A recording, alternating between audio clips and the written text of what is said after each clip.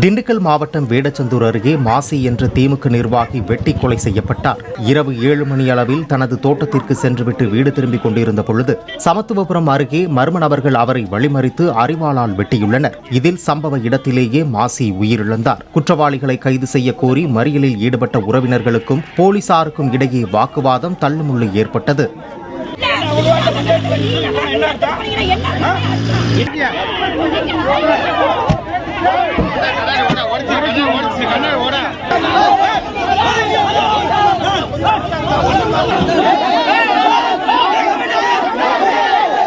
சம்பவ இடத்திற்கு வந்து மாவட்ட கண்காணிப்பாளர் பிரதீப் கொலை செய்யப்பட்ட மாசியின் உடலை மீட்டு திண்டுக்கல் அரசு மருத்துவமனைக்கு அனுப்பி வைத்தார்.